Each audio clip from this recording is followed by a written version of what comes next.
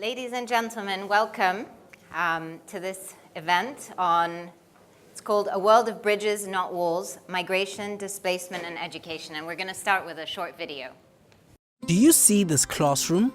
In it, there are pupils from all over. Each is different. This boy comes from a village. His family traveled to this town to find work. He does not know how to get around in the city yet. Her parents moved from another country for work. They send money to their family back home. She is excited about the opportunities in this school. This boy came here to escape conflict. His world was turned upside down. He is seeking normality. Education is central to people's decisions to move, but their education is also at risk once they have moved. Their education needs are often overlooked in data collection, planning, and budgeting. First, we must recognize their rights to education no matter where they're from. Ease up on the paperwork. Treat migrants and refugees as you treat their hosts. Don't segregate them into different schools, in slower school tracks, or long preparatory courses. They need to interact with their peers. Put yourself in these families' shoes. Give them language and catch-up classes. Help them fit in. Update your curricula and textbooks to reflect history and culture. Don't misrepresent migrants and refugees or their reasons for leaving. Teachers are not superheroes. Train them to teach crowded, multilingual classrooms and those who have suffered trauma. This may be stressful. Help them cope. Make it easier to recognize people's qualifications and previous learning. Don't waste their potential. Bridge immediate funds for refugees with long-term funds for education systems. Because education really makes a difference. It builds people's resilience and sense of belonging.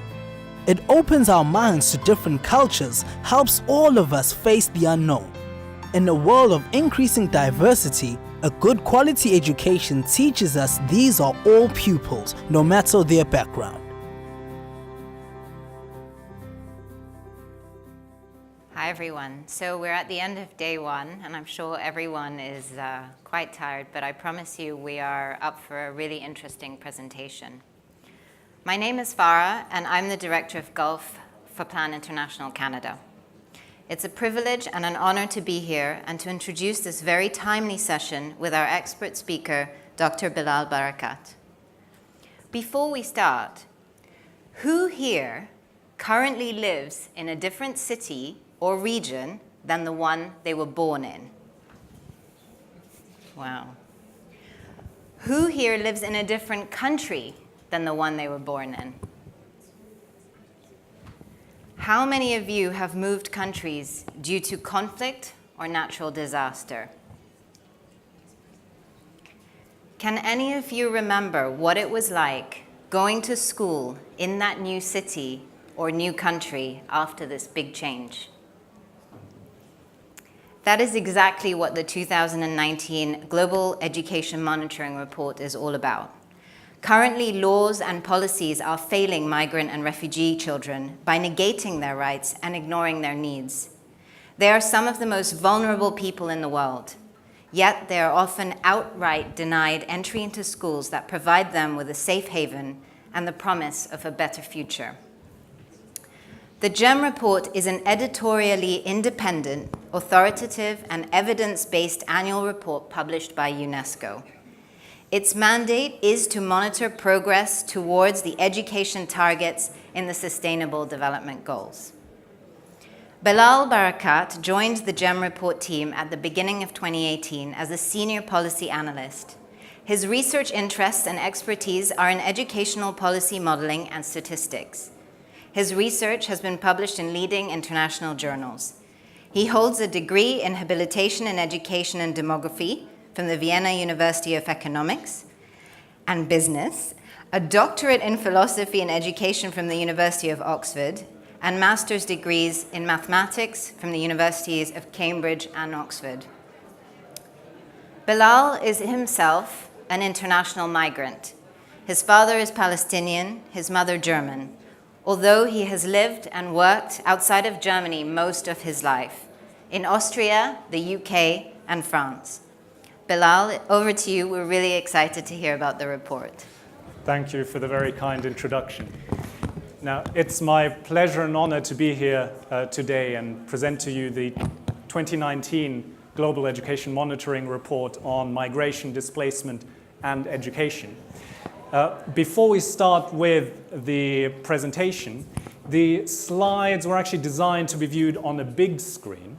Now, the 2020 report will be on the topic of inclusion. So in the spirit of inclusion, if your eyesight is less than perfect, I would welcome you to move sort of to the front of the room so you can actually benefit from what you'll see on the screens. Okay.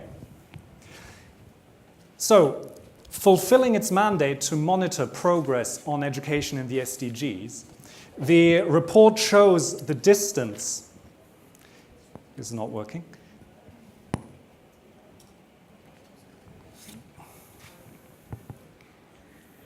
Sorry about that. Is there an on switch? Yes, sorry. So the report shows the distance that the world needs to cover to reach the targets agreed for 2030. One key challenge is to fulfill the commitment to leave no one behind. Migrants, refugees, and internally displaced people are among those groups who may be left behind. Those who want to escape poverty or persecution. Those who may seek better education, employment opportunities, or just plain security. The report has taken the widest possible interpretation of migration, voluntary or forced. It covers internal migration, where an estimated 1 in 8 people live in a different province to the one they were born in. Apart from those who move from villages to cities, there are hundreds of millions who move regularly as seasonal workers or nomads. It addresses international migrants, who are nationals of one country living in another. They make up 257 million, or about 1 in 30 people. This does not even include the children of immigrants, the so-called second generation, for whom the education challenges can be similar. And last but not least, it looks at the 1 in 80 people who have been displaced due to conflict or natural disaster, whether internally or across borders as refugees or asylum seekers. The daunting prospect of displacement due to climate change is only touched upon. But this is not a report on migration and displacement per se. It is a report on how these movements interact with education. It is about how teachers and education planners respond. It is about the need that migrants and refugees have for education to thrive in their new homes, to feel that they belong. Migration and displacement can have both negative and positive effects on education systems. Let's start with the challenges. Internal migration leads to millions of children of migrating parents to be left behind. More than 1 in 3 children were left behind in rural China in 2015. Urbanization and related demographic change lead to large-scale school consolidation in many middle-income countries. Half of all rural schools closed in China and the Russian Federation within 10 to 15 years. They also lead to growing slums where educational provision is often scarce. International migration affects sending countries' education systems as much as those of receiving countries, particularly some of the smaller sending countries. At least 1 in 5 skilled people emigrated from 27% of countries. And displacement particularly affects low-income countries, which account for 10% of overall population, but 20% of all refugees. Refugees more so than migrants are of school age, with half of them being under the age of 18. And they often arrive in parts of host countries that already have poor education provision. But migration and displacement also represent an opportunity. Children who move from rural to urban areas often acquire more education than those who do not move. In Indonesia, for example, the gap was 3 years. Children of international migrants also tend to benefit. Children of Colombian immigrants to the United States had at least 2 more years of education than children of people who did not migrate. And when we talk of migrants, this also includes students studying abroad, international students. The case of at least 6% of students in half of all countries. And refugees may be leaving their homes, but they often also leave insecurity behind. There were 12,700 attacks on schools between 2013 and 2017 in conflict-affected countries. In turn, education is a potent factor shaping migration flows. The higher the education level, generally, the higher the probability of migration. Those with tertiary education are twice as likely to migrate from villages to cities and 5 times as likely to emigrate abroad as those with primary education. A point that's often missed in public debates is that, with relatively few exceptions, immigrants are actually more educated than natives on average. And that's true even in countries that don't pursue selective immigration policies. And finally, education is a critical, even if contested, factor shaping attitudes towards immigration. A 2017 survey from across 140 countries showed that the higher the level of education, the higher the level of openness to immigration levels staying the same or even increasing. But education's role is potentially much more important than what these relationships suggest.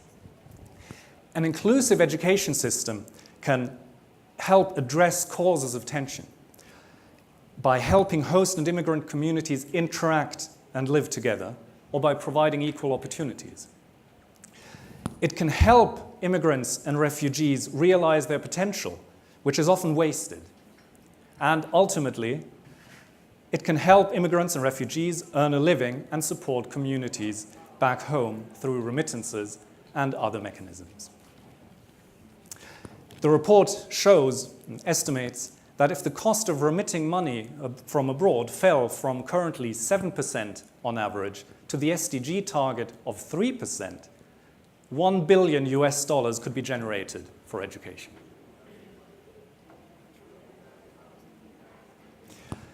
The importance of these relationships is why education-related commitments have made their way into the 2 global compacts on migration and refugees that were signed by almost all countries in the world at the end of last year.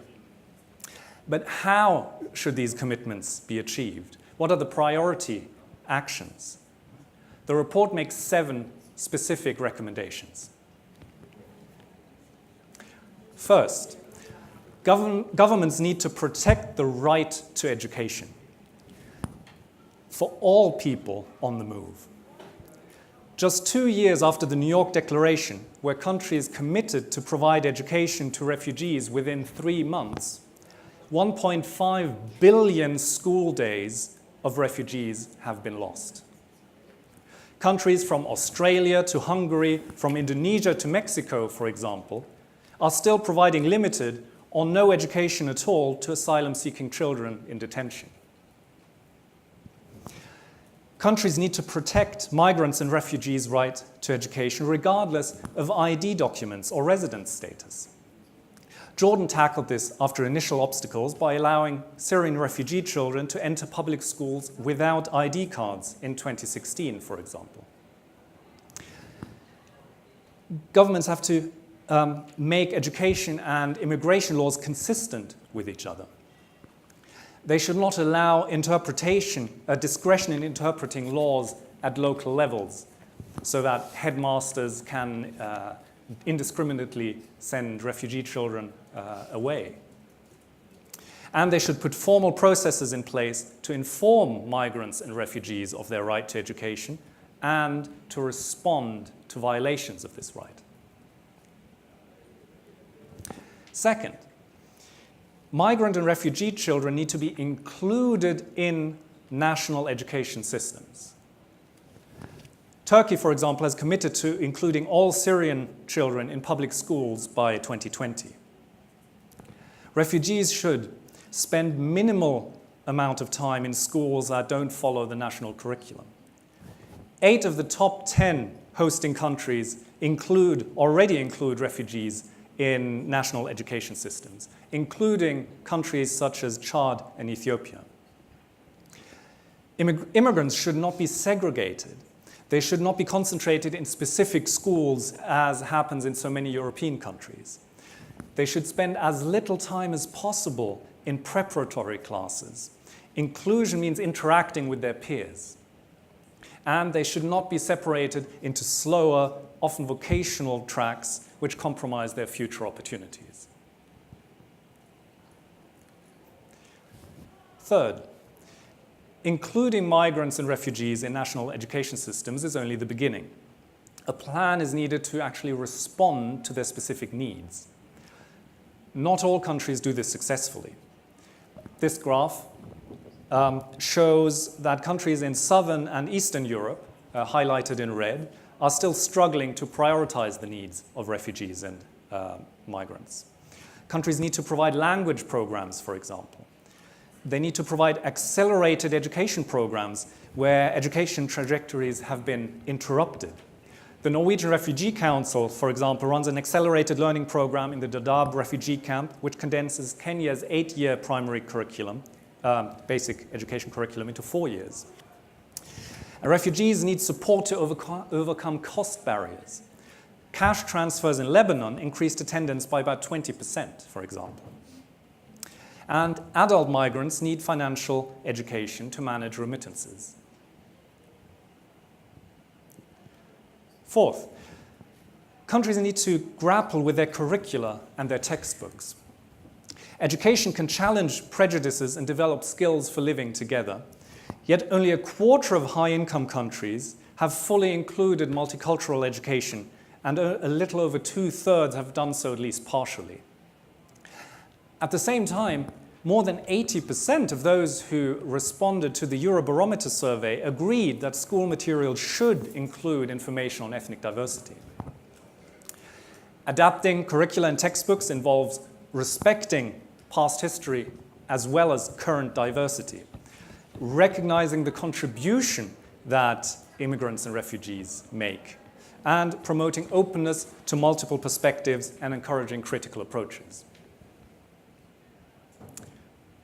5, the key to these challenges is supporting teachers to take on this complex responsibility. Almost 3/4 of teachers in Syria, for example, reported having no training on providing psychosocial support. It's necessary to train teachers to deal with diversity, to confront stereotypes and discrimination, to recognize stress and trauma and refer those in need to specialists. And it is necessary to recognize the hardship under which teachers themselves are expected to work. In Iraq, for example, fragmented support to internally displaced teachers led to pay disparities and, as a result, to tensions. The education cluster brought all partners together to coordinate these incentives. 6th, unfortunately, the skills of many migrants are often not being fully deployed, despite their potential, their large potential to contribute to their host communities and societies. Among those with tertiary education in high-income countries, immigrants were more likely to be overqualified for their jobs than natives. To address such challenges, it's necessary to reform institutions to make the recognition of qualifications earned abroad more efficient, and to streamline and simplify systems for certifying skills informally. Germany, for example, offers opportunities to identify and evaluate undocumented occupational competencies, as does Norway. 7, financing education for migrants and refugees has its cost implications. In the case of immigrants, the medium to long-term fiscal impacts are actually rather small. After taking into account both the services they use and the taxes they pay, the cost typically doesn't exceed plus or minus 1% of GDP. But more could be done to target funds where they are needed the most. In the case of refugees, the report has estimated that $800 million was spent on their education in 2016, roughly equally split between immediate response humanitarian aid and long-term development aid. Planning for both needs to be done jointly with the government in charge. Uganda demonstrated this successfully recently. And the momentum around the Education Cannot Wait Fund should be used to increase this amount. And multi-sector planning should include education as a matter of course.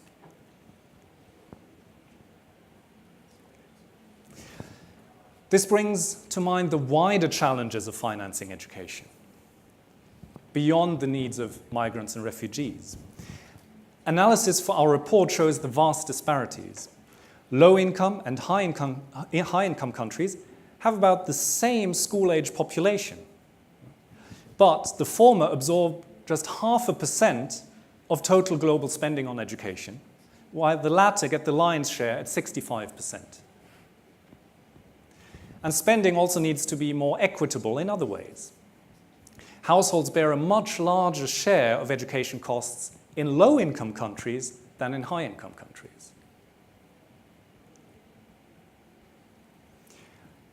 Finance is an important factor and makes a difference.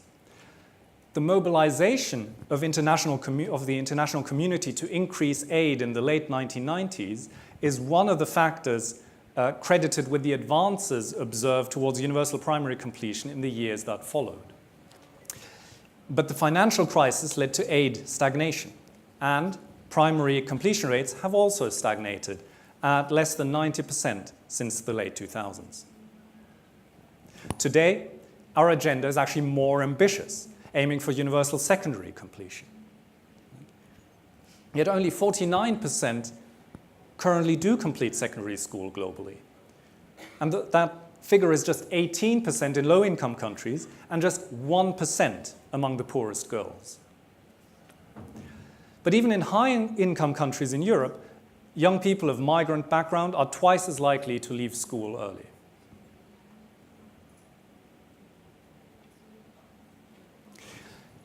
In fact, our agenda is even more ambitious than that, aiming for everyone to also achieve at least minimum learning levels. First-generation immigrant students in OECD countries were a third less likely than natives to achieve basic skills in reading, mathematics, and science in 2015. In middle-income and non-OECD high-income countries, progress is slow.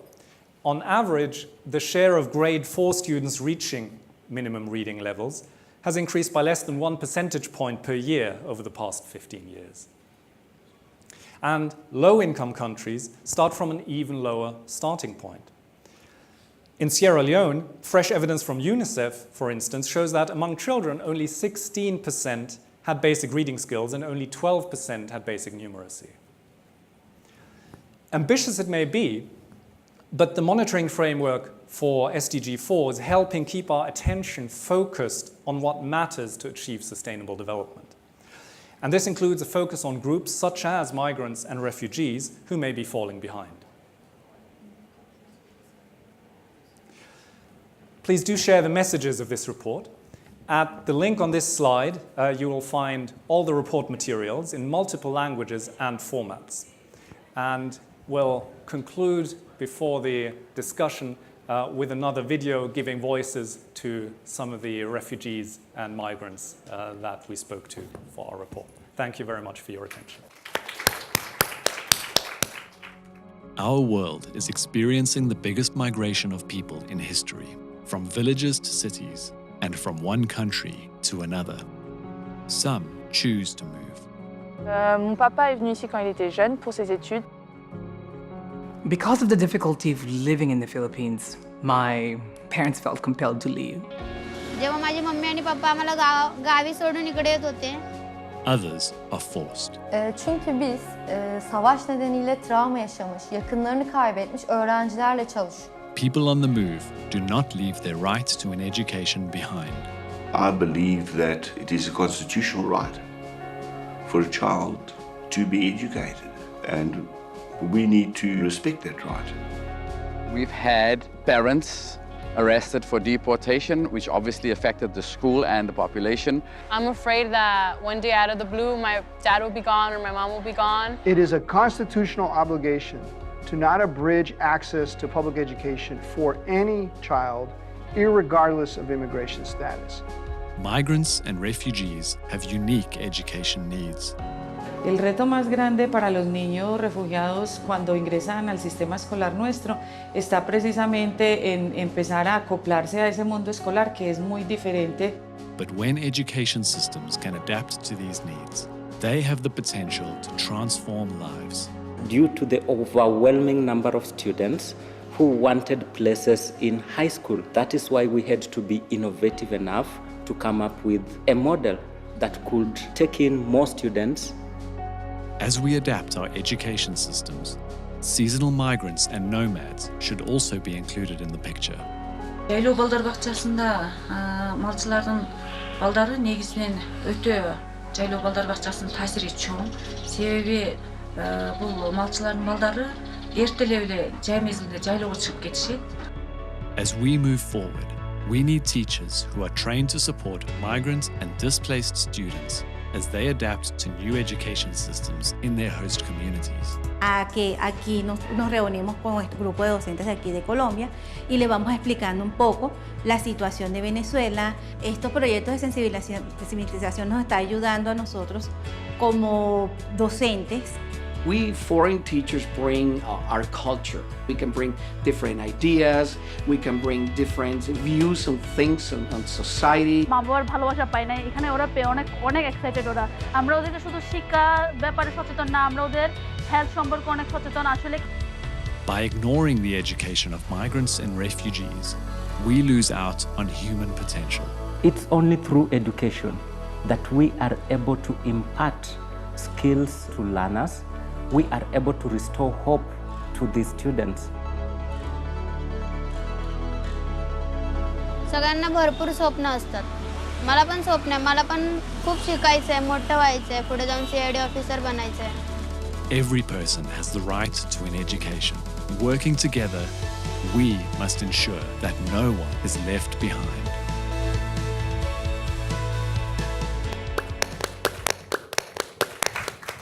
Thank you, Bilal. That was fascinating. For those of you who have maybe not seen the report, this is a 500-page report. And I can tell you that as an organization that works in some of these very difficult contexts, Plan International faces those realities that you've highlighted every day. But we're grateful that we have UNESCO and the GEM report to really highlight and bring all of this together so that at every level, people are held to account and making sure that we implement changes to be able to make it easier for young girls and young boys to be educated in these contexts. We try. Yeah. You've looked across the world. You're a global report. In your opinion, what are the top 3 countries doing in terms of getting it right in addressing migration and displacement? And specifically, do you have any examples of best practice or innovation where resources are limited? So we try to avoid kind of ranking countries. So what I'm going to do perhaps is give you 3 different examples from different contexts of countries that are doing some things right. Because still no education system is perfect and no country deals perfectly with these challenges, right? Different countries do different things well. And one of the things we try to do as the Global Education Monitoring Report is to allow this peer learning, countries to learn from each other. Seeing as we're here, I might actually start with examples from the region and looking at Lebanon, for example. There might be people in the room here who sort of are very actively involved in that context and could talk for 2 hours about what's going wrong in terms of refugee education in Lebanon. But it's important at the global level to also put things into perspective and to give credit. Right? When you have rich countries claiming they are overwhelmed trying to deal with refugees that represent 1% at most in relation to their population size, it's important to point to countries like Lebanon that are dealing with 20%, 30%, perhaps even more refugee populations in relation to their own population, and that still integrate these refugee groups in their national education system. Now, there are caveats there around double shift schooling, as I said. Things are not perfect, but it's important to give credit where credit is due, given the scale of the problem. A very different example in a European context would be Ireland, actually. And if you go back, not that long ago, Ireland didn't have that much of an immigrant population. In fact, for a long, long time, historically, it was a sending country. Right? But within a relatively short amount of time, Ireland has actually moved to a place where it now has one of the largest shares of first-generation immigrant students in its schools in Europe.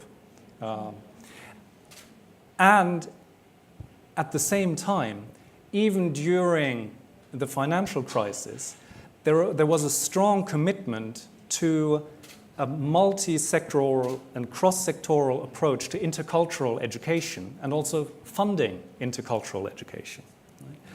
Right? At all levels of the education system, even to the point where there's a policy initiative now to allow for the school leaving exam to be taken in several different languages. But it's important to highlight that actually some of the inspiring examples of best practice also come from really resource-poor places.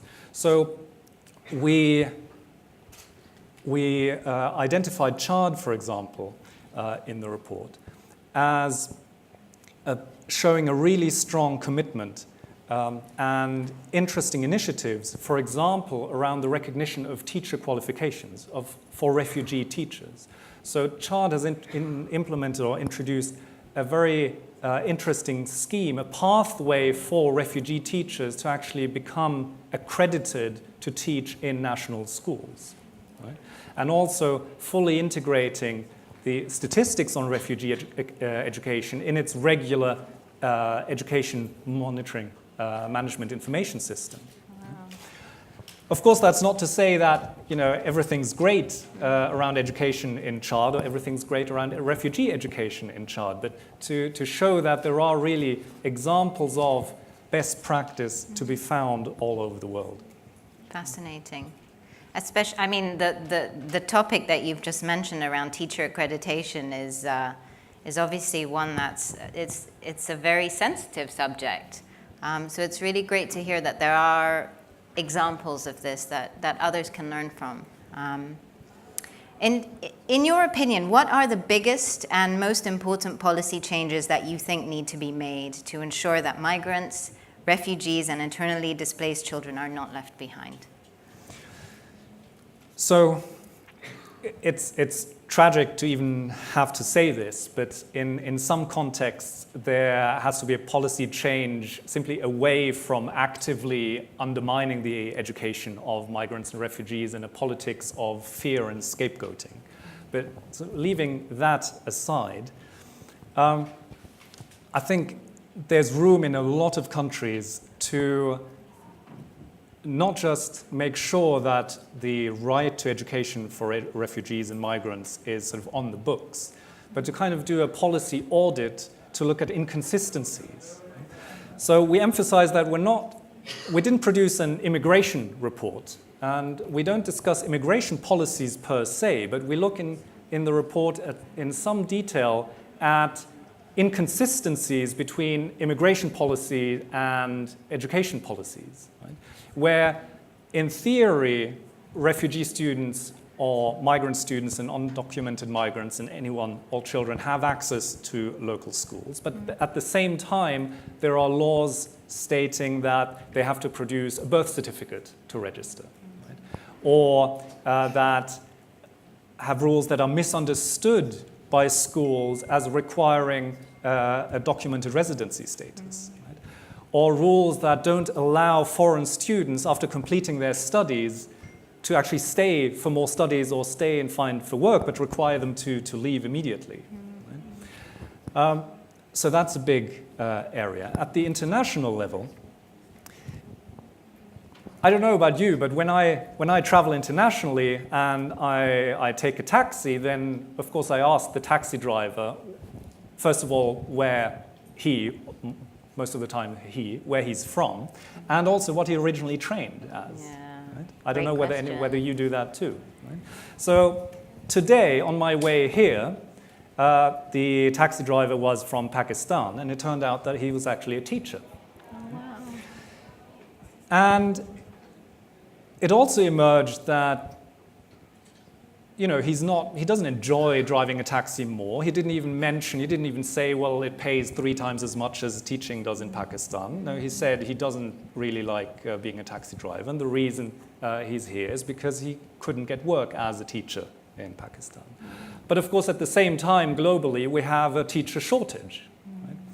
And so it's interesting that actually one of the things we found for the report is that only 25% of all international migration flows are covered by bilateral agreements regarding the recognition of qualifications. And that's also one of the areas that is highlighted in the Global Compact, that there needs to be more policy coordination and policy at the international level to create regular legal pathways for international migration that actually recognizes qualifications and skills. It's a really important point. Yeah. In your research, did you, and this comes, you know, from a place, Plan International is a child's rights organization, but we focus especially on girls. Did you notice a discrepancy between boys' and girls' access to and attendance in education? And can you tell us any more about your findings? Right. So as many here will know, many of the issues that create sort of, gender gaps in educational participation and in outcomes, many of these challenges are exacerbated in a conflict setting. So any concerns around safety and security and not wanting girls to actually, you know, physically go the way to school is obviously worse. There are challenges around trafficking and sexual abuse. All of these things are worse, sort of more difficult in a conflict setting, and also we know much less about it.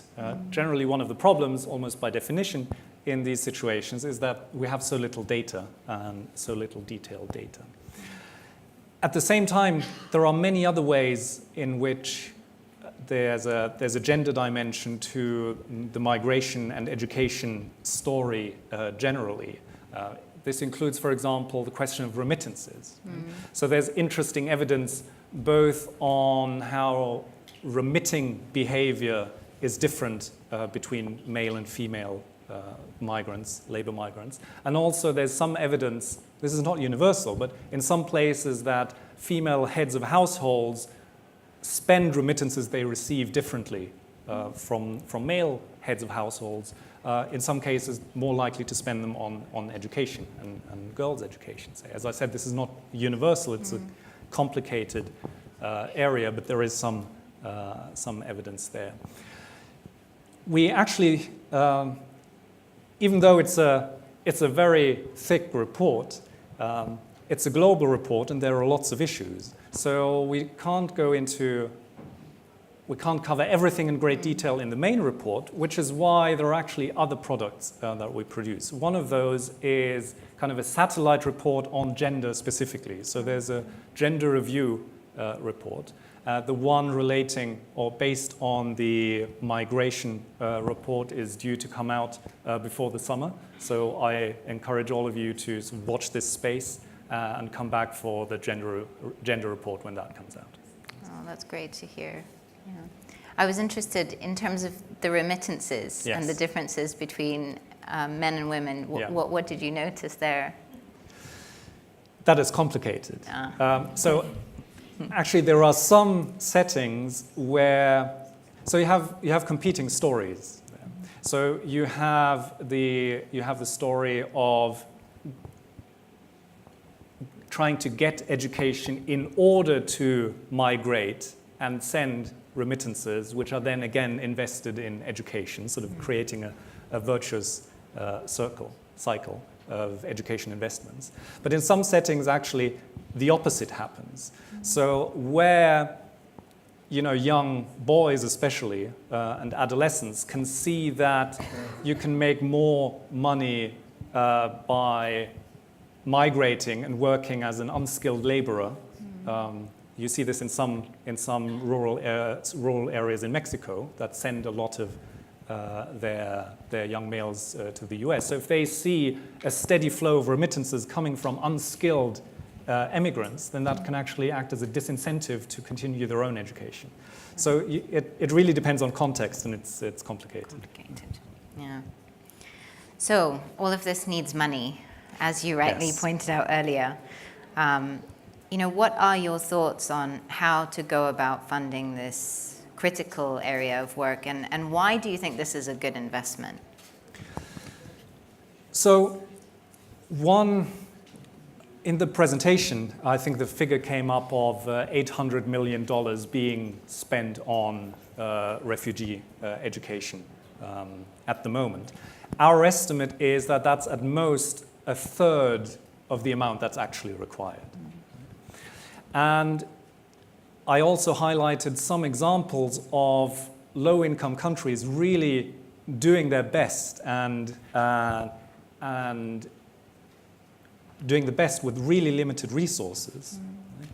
And it'd be a disgrace for the international community to not support them and let them sort things out all on their own. We mustn't forget that something like 80 or 90% of all refugees are actually in low and middle income countries rather than in high income countries. So there's an urgent need for the international community and high income country donors and bilaterals to actually step up and contribute their share in funding the education for refugee communities and internally displaced and so on. And when we look at host countries, a lot of the problems that can arise around social integration or that are perceived as being linked to migration and being linked to a lack of social integration, none of those challenges are improved or are helped by not investing in their education. Right? So I don't want to frame this as the business case or it's a good a good monetary investment, because that's the wrong way of thinking about it. Right? But there has to be a consistency there around. You can't complain about not wanting to spend the money now on education and then complain later on of having to deal with the consequences of not having educated migrant communities. Brilliant. No, thank you for that. I thought I'd just open it out to the floor if there are any questions. We have about 5 minutes. Does anyone have any questions for Bilal before I ask my last one? There's a mic just here. If you could introduce yourself and perhaps share the organization and your name, of course, that would be great. My name is Iris Uitersprot. I work for the Belgian Development Corporation. And one of the struggles I'm having is a debate we're having internally is around education, how education fits the prevention and management of migration agenda. And one of the debates we're having is about whether we should continue investing in basic education, because if education levels go up, we will see more people migrating as more highly educated people actually migrate to countries within Europe. So I'm looking for how can I actually thwart that kind of argumentation? What would you advise me to actually feed into that debate? So to keep justifying an investment in basic education in the countries where we work. That's one of the politically charged questions that keeps coming up when we present the report in Europe, especially. And so to have everyone on the same page, there's a misconception in some circles that by investing in sending countries, you're going to reduce migration flows to Europe. And the problem with that argument is that typically it's not actually the poorest of the poor and the illiterate poorest of the poor who migrate. Right? So there's lots of evidence that at some level, you need a certain minimum amount of education, typically, to actually enable you to migrate. So it's quite probable that in the short term, investing in or rising education levels in some of the typical sending countries will actually increase the migration flows or the migration outflow or the demand, so to say, for immigration. The answer or how to respond to that is at least twofold, I guess. One is that insight certainly shouldn't be an argument to stop investing in education, right? Because trying to stop migration or migration management shouldn't have been the prime motivation to begin with, and it shouldn't be, if it turns out that that's not how it works, that can't be the reason to no longer invest in education. Because I think everyone here is agreed that there are plenty of other much better reasons to do so. The other argument is that it's not really about the volume. Right? It's about how migrants are integrated in receiving countries and in host countries. So if we accept that there will be migration movements, right? I don't know which countries Belgium specifically is looking at in this context, right? But certainly there's much to be said for these people to be better educated when they come to Belgium. Right? Nothing's going to get easier if the people coming are less educated than if they're better educated. And if you look at the numbers, it's not like emigration to Europe anyhow is the outlet for these frustrations. Right? By most projections, Nigeria is going to have somewhere north of 500, 600, 700 million inhabitants potentially by the second half of this century. And there are questions around the extent to which Nigeria will manage to absorb these cohorts in its labor market. Right? But we're not seeing, they're not all going to move to Europe. There will be other solutions to that. If you look at the actual numbers moving, and you look at the people who could potentially move, that's not the main outlet. So I think there's an aspect of expectation management there, right? That you can't expect education investments to do too much too quickly on that front. It's a long game, but at the same time, there's another, sorry, this is coming a bit late in my response, but the research is actually a bit more subtle than that, because there is also evidence that poor communities from the countryside, they don't tend as a first step to then emigrate abroad. Right?